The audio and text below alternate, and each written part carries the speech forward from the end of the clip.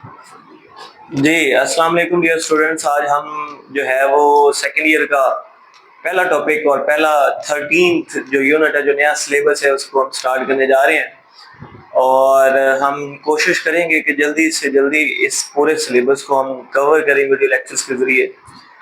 अब इसके अंदर हमारा जो पहला टॉपिक है दैट इज होम्योस्टेसिस। होम्योस्टेसिस को ज्यादातर शॉर्ट क्वेश्चंस के अंदर टच किया जाता है, लेकिन चूंकि नया सिलेबस है, एक बात मैं बता दूं, आपके नए सिलेबस के अंदर 2 चैप्टर्स नए ऐड किए गए हैं और कुछ काफी हद तक माइनस भी हुए हैं। तो 13th चैप्टर से ये स्टार्ट हो रहा है, तो हम 13th चैप्टर को स्टार्ट कर रहे हैं और 13th चैप्टर का ये लेक्चर नंबर है 1। टॉपिक का नाम है जी होम्योस्टेसिस। प्यारे बच्चों, आप लोगों को पता है कि होम्यो कहते हैं सेम को और स्टेसिस कहते हैं इंटरनल कंडीशंस को। होम्यो कहते हैं सेम और स्टेसिस कहते हैं कंडीशंस को। तो आप लोगों को पता है, जैसे आप मरी के इलाके में चले जाए बहुत ज्यादा ठंड के अंदर, लेकिन आपका बॉडी टेम्परेचर 37 ही रहेगा। आप वही सहरा के अंदर बहुत ज्यादा गर्मी में चले जाए, आपके टेम्परेचर जो जिस्म का है वो 37 ही रहेगा।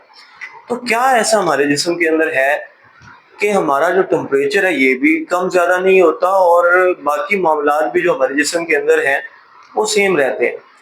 बेटा, ऐसे प्रोसेस को जिसके अंदर हमारी बॉडी के अंदर चीजें सेम रहें, कंडीशन सेम रहें, इसको हम होम्योस्टेसिस कहते हैं। अब इसकी प्रॉपर डेफिनेशन क्या बनेगी कि ये वो वाइटल प्रोसेस है, मतलब ये एक ऐसा प्रोसेस है जिसके अंदर लिविंग ऑर्गेनिजम्स के अंदर इंटरनल एनवायरनमेंट को स्टेबल रखा जाता है। यहाँ पे वर्ड स्टेबल यूज हुआ है, जिसका मतलब कांस्टेंट भी आप ले सकते हो।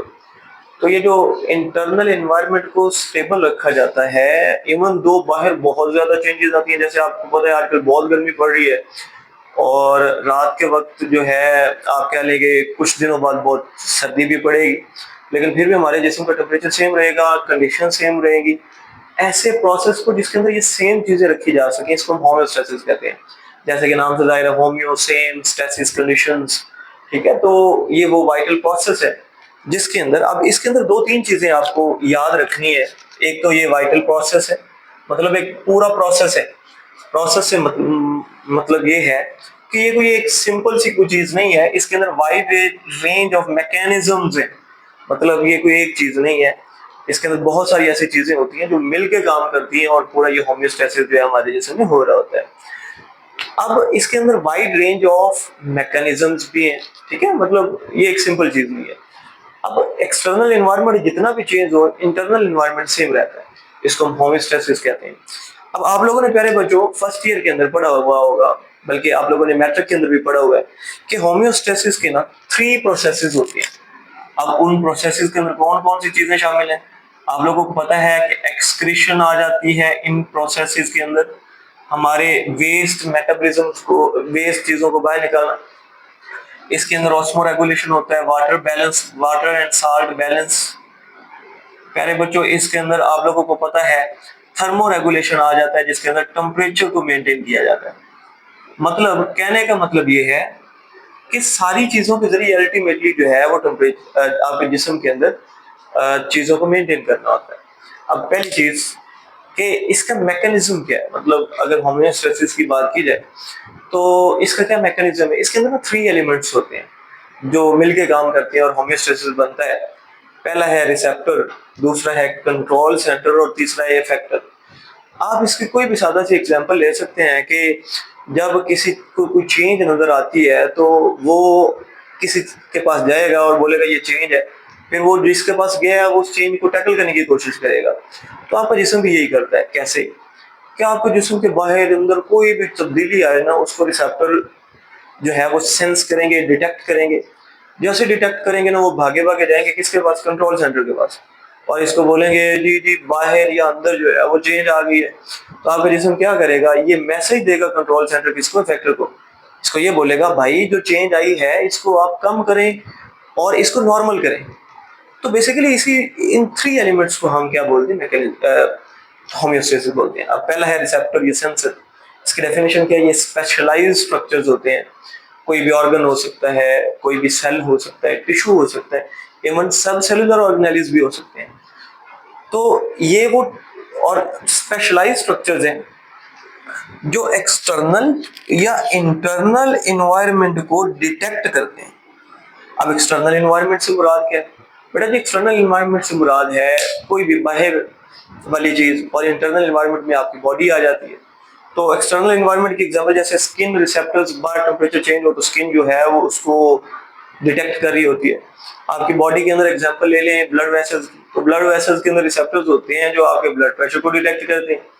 तो कहने का मकसद ये है कि इसका रिसेप्टर्स का काम है, ये डिटेक्टर्स हैं, ये सेंसर्स हैं, कोई भी चेंज आएगी अंदर या बाहर उसको डिटेक्ट करेंगे, सिंपल।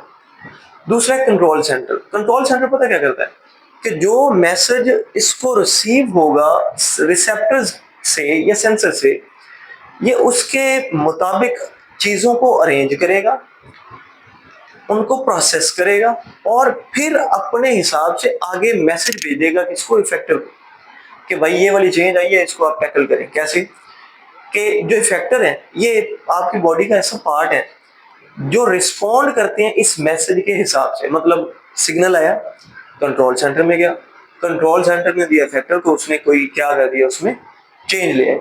अब इसके में एक एक एग्जांपल लेते हैं। जैसे आपके बॉडी का टेम्परेचर हो गया बहुत ज्यादा कम, ये हम एक एग्जांपल लेते हैं सारे प्रोसेस की।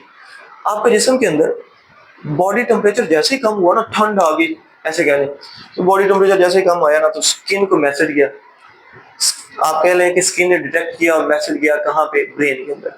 ब्रेन था कंट्रोल सेंटर। अब ब्रेन ने क्या किया कि ये स्किन और मसल्स को मैसेज दिया कि आप इफेक्टर्स हो, इसके टेम्परेचर को मेंटेन करो। मतलब टेम्परेचर बॉडी का बढ़ाओ क्योंकि सर्दी आ गई है। कैसे वो करेगा? वो शिवरिंग और वैजो कंस्ट्रिक्शन करेगा। आप अक्सर देखते हो सर्दियों के अंदर हम कांप रहे होते हैं। क्यों कांप रहे होते हैं? क्योंकि वो शिवरिंग थर्मोजेनेसिस हो रही होती है, हीट की प्रोडक्शन हो रही होती है। और दूसरा काम यहाँ पे क्या होगा, वैजो कंस्ट्रिक्शन। आपके जो ब्लड वेसल्स हैं इनको नैरो कर दिया जाएगा। उसकी वजह ये है कि नैरो ब्लड वेसल्स होंगी ना तो ज्यादा हीट बाहर नहीं जाएगी, वो आपके बॉडी के अंदर ही रहेगी। तो अल्टीमेटली क्या होगा कि जो बॉडी टेम्परेचर कम हुआ था वो ज्यादा हो जाएगा और नॉर्मल हो जाएगा। तो यही काम हुआ, बॉडी टेम्परेचर कम हुआ, स्किन मसल्स को मैसेज किया, शिवरिंग, थर्मोजेनेसिस, वैसोकंस्ट्रिक्शन हुई, बॉडी टेम्परेचर ज्यादा हुआ। अब बॉडी टेम्परेचर ज्यादा हुआ ना, तो इसी वजह से यही जो एंड प्रोडक्ट है ये अपने प्रोसेस को रोक देगा, जिसको आप आगे जाके अगले टॉपिक में नेगेटिव फीडबैक मैकेनिज्म भी बोलेंगे।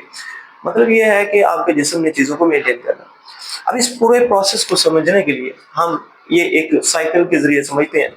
बेटा देखें, ये होम्योस्टेसिस हम कहते हैं बैलेंस को। यहाँ पे देखें तो कोई भी चीज यहाँ पे इम्बैलेंस हुई, जैसे ही कोई चीज इम्बैलेंस होती है तो चेंजेस जो इंटरनल एनवायरनमेंट के अंदर, फॉर एग्जांपल कह लें इंटरनल एनवायरनमेंट में आपकी बॉडी में कोई चेंज आई तो चीज इम्बैलेंस होगी। पहले थी बैलेंस, फिर क्या होगी, इम्बैलेंस। अब जैसे ही इम्बैलेंस हुई तो ये मैसेज कौन रिसीव करेगा, ये मैसेज या ये डिटेक्ट कौन करेगा, ये रिसेप्टर डिटेक्ट करेगा। मतलब ये उस चेंज को जो आई है, ये इम्बैलेंस हुआ है, उसको डिटेक्ट करेगा। और दूसरा काम पता क्या करेगा, ये इस डिटेक्ट की हुई चीज को ना किसको दे देगा, कंट्रोल सेंटर को। मतलब इसका काम सिर्फ इतना ही है, रिसीव करना, देना। तो इसने रिसीव किया मैसेज और दे दिया कंट्रोल सेंटर को। अब इसके एग्जांपल ले लेते हैं कि जैसे आप एग्जांपल ले लें स्किन रिसेप्टर्स। अगर आपकी बॉडी के अंदर स्किन के अंदर कोई भी चेंजेस आती हैं, जैसे टेम्परेचर की चेंज है, तो वो स्किन रिसेप्टर्स डिटेक्ट करेंगे। फॉर एग्जांपल ये टेम्परेचर को डिटेक्ट करेंगे, ठीक है। दूसरी एग्जांपल ले लें इंटरनली आपकी बॉडी के अंदर कौन सी चीज शामिल है, दैट इज ब्लड वेसल्स। तो ब्लड वेसल्स के अंदर भी रिसेप्टर्स होते हैं, ब्लड वेसल रिसेप्टर्स। ये क्या करते हैं, आपके ब्लड प्रेशर को डिटेक्ट करते हैं, ब्लड प्रेशर को डिटेक्ट करते हैं। मकसद ये है कि इन्होंने आपके बीपी को डिटेक्ट करना है और स्किन ने आपके, तो ये दो आप इसके अंदर एग्जांपल ले सकते हैं। अब रिसेप्टर ने जैसे मैसेज दिया ना कंट्रोल सेंटर को, कंट्रोल सेंटर का यही काम है कि मैसेज को रिसीव करना, उसको प्रोसेस करना कि मैसेज है क्या, और उसके हिसाब से इंस्ट्रक्शंस देना इफेक्टर को कि भाई काम करो। तो देखें यही काम हुआ, कंट्रोल सेंटर के पास जैसे ही मैसेज गया ना, तो यहाँ से पे मैसेज रिसीव हुआ, उसकी प्रोसेसिंग हुई। और तीसरा काम इसने क्या किया, ये मैसेज सेंड कर दिया इफेक्टर को। मतलब इसके तीन काम है, रिसीव करना, प्रोसेस करना और सेंड करना। अब इसकी भी हम दो एग्जाम्पल ले लेते हैं। बेटा कंट्रोल सेंटर की एग्जाम्पल है आपका ब्रेन। तो जो भी चीज सेंस होती है ना तो वो आपके ब्रेन में जाती है। स्पाइनल कॉर्ड ये भी इसके अंदर आ जाएगा। और एक और बड़ी इंपॉर्टेंट एग्जांपल है क्या, वो हम कहते हैं एंडोक्राइन ग्लैंड्स। तो एंडोक्राइन जो ग्लैंड्स होते हैं जो हार्मोन्स की सिक्रीशन में हेल्प करते हैं। एंडोक्राइन आपको पता है कि एंडोक्राइन कहते हैं ऐसे ग्लैंड्स जो हार्मोन्स को सिक्रेट कर रहे होते हैं ब्लड के अंदर, ताकि आपके जिस्म की चीजों को रेगुलेट किया जा सके। तो ये 3 एग्जांपलें आप इसके अंदर लिखनी है। तो ये अब कंट्रोल सेंटर ने मैसेज दे दिया इफेक्टर को। इफेक्टर क्या करेगा, इस मैसेज के मुताबिक रिस्पॉन्स शो करेगा और कंडीशंस को नॉर्मल करने की कोशिश करेगा। मतलब जैसे आप कह लें कि दो बंदों में लड़ाई हो जाए ना, तो एक तीसरा बंदा आ जाता है उसकी सुलह करवाने के लिए और चीजों को नॉर्मल करने के लिए। तो ये फैक्टर वो है, ये वो सुलह करवाने वाला बंदा है जो चीजों को टैकल करेगा, जो हमारी बॉडी में बाहर की वजह से अंदर चेंज आई है उसको ठीक करने की कोशिश करेगा। इसके हम एग्जाम्पल ले लेते हैं। जैसे आपकी बॉडी के अंदर बेटा मसल्स होते हैं। तो मसल्स क्या करते हैं, जो मसल्स हैं ये इधर हमने एग्जांपल ली ना कि मसल्स यहाँ पे शिवरिंग करेंगे। जैसे टेम्परेचर कम हुआ तो शिवरिंग करनी शुरू कर दी। ठीक है, मसल्स की एग्जांपल ले लें और इसके अंदर मसल्स क्या करते हैं, ये बॉडी के टेम्परेचर को मेंटेन करने की कोशिश करेंगे। तो ये फैक्टर्स में आएंगे। ठीक है, तो ये आप इसके अंदर आप ब्लड वेसल्स भी ले सकते हैं कि ब्लड वेसल्स जो है वो इन केस इफेक्टर्स के तौर पे भी काम करेंगे। कब करेंगे, इन स्पेसिफिक केस जब आपकी बॉडी का जिस्म का टेम्परेचर कम या ज्यादा हो जाएगा।